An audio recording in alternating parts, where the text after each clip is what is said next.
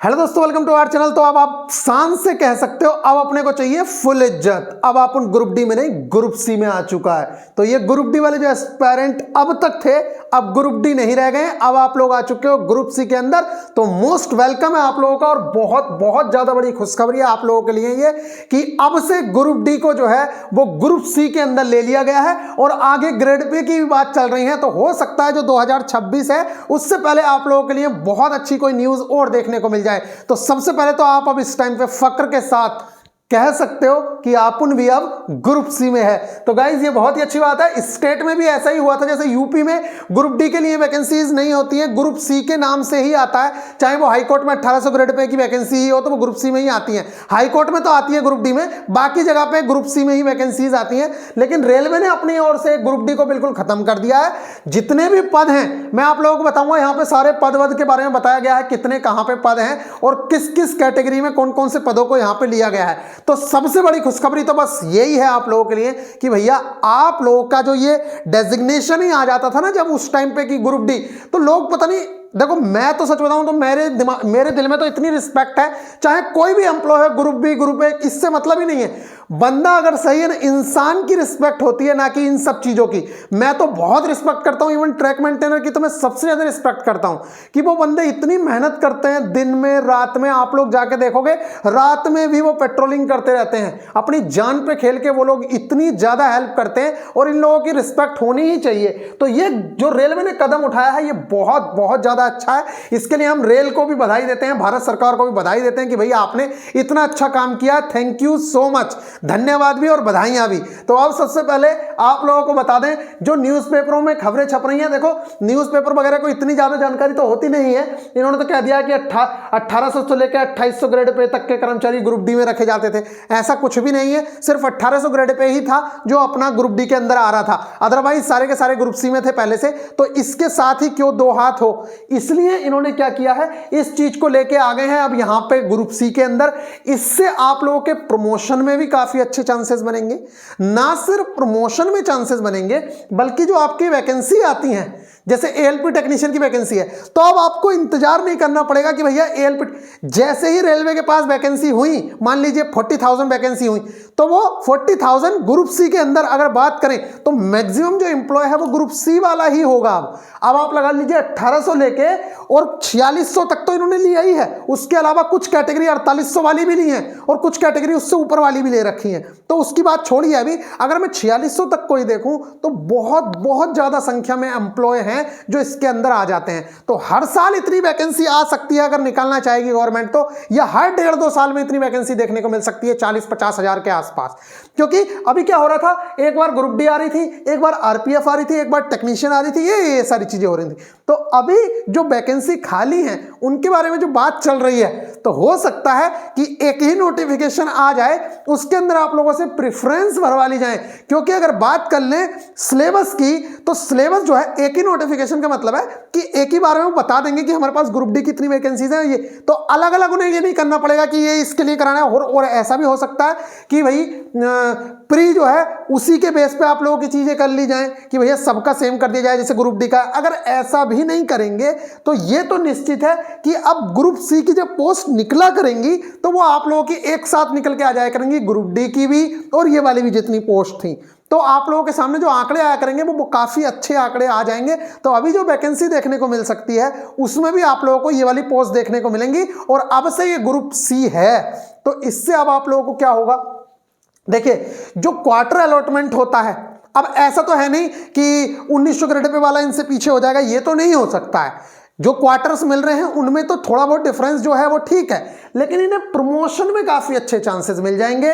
Even जो group C के category के हर एम्प्लॉय के साथ जो क्वार्टर मिल रहा है या उन लोगों को जो पास मिल रहे हैं, पास में इन लोगों को पास भी अब 3rd एसी का मिलना स्टार्ट हो जाएगा। पहले स्लीपर के मिलते थे स्टार्टिंग में। तो अब इन सारी चीजों के बारे में यहां पे बताया गया है और यूनियन आगे भी लड़ाई लड़ रही है जिसमें बेसिक 26,000 की भी मांग हो रही है। अभी 18,000 बेसिक है, उसमें 26,000 की मांग हो रही है। तो हो सकता है कि वो वाली चीजें भी इंप्लीमेंट हो जाए तो आप लोगों का बेसिक भी काफी उछल जाएगा और बहुत अच्छी खासी सैलरी आप लोगों के अकाउंट में आना शुरू होगी। और अभी भी ऐसा नहीं है, आप जाके देखेंगे अपने आप को प्राइवेट से आप कंपेयर करेंगे तो काफी ऊपर पाएंगे। ये कोई बेकार चीज नहीं है। हम लोग भी देखते हैं जो पॉइंट्समैन काम कर रहे हैं, गेटमैन काम कर रहे हैं, उनके काम में और एक कंपनी में जो बंदे काम करते हैं, नॉर्मल लोगों की बात कर रहा हूं मैं, ऐसे नहीं बड़े हाई लेवल की बात नहीं कर रहा हूं। जो चीज आपकी क्वालिफिकेशन है उसके हिसाब से अगर आप एक गवर्नमेंट जॉब में जाते हैं और एक प्राइवेट जॉब में जाते हैं, दोनों को कंपेयर कर लेना, 100 जगह बेहतर आपको ईच एंड एवरी रेस्पेक्ट में अपनी जॉब दिखेगी। अब यहां पे अगर मैं बात करूं तो देखो इन्होंने ये क्या बताया है। यहां पे अगर मैं बात करूं तो ये देखिए, यहां पे बताया है लेवल 10 से लेकर 17 तक की तो ग्रुप ए में पोस्ट हैं जो गैजेटेड हैं, और ग्रुप बी में यहां पे जो पोस्ट रखी गई हैं उसके बारे में ये बताया गया है। इन चीजों को आप छोड़िए, ग्रुप सी में देखिए क्या बोला गया है।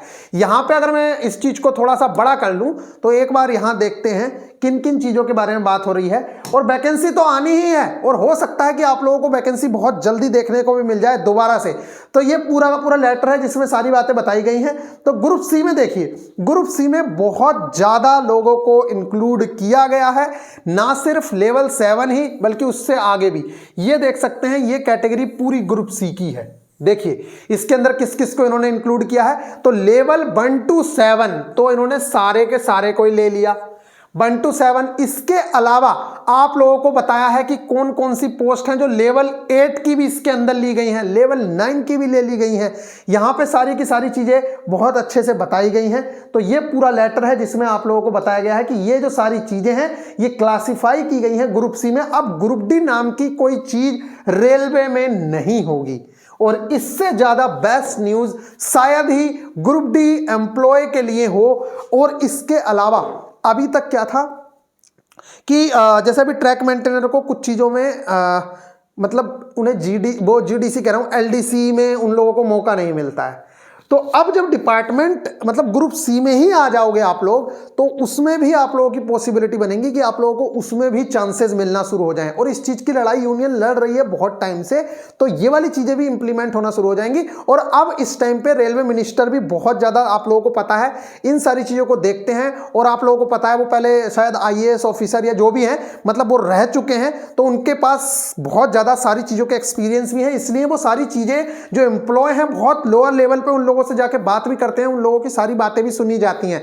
तो यहां पे इन्होंने यही बता रखा है कि आगे आप लोगों को बहुत ज्यादा बेनिफिट्स देखने को मिल सकते हैं। तो गाइज बस इस टाइम पे हम लोग आपसे विदा लेंगे और बस यही कहेंगे कि अभी आप लोगों को बहुत बहुत ज्यादा शुभकामनाएं, और उम्मीद करते हैं हम लोग भी दुआ करेंगे कि 2026 से पहले पहले आप लोगों का जो ग्रेड पे है या बेसिक है वो 26,000 भी हो जाए, जिससे कि आप कम से कम 40-45 हजार रुपए से ऊपर की सैलरी उठा पाएं।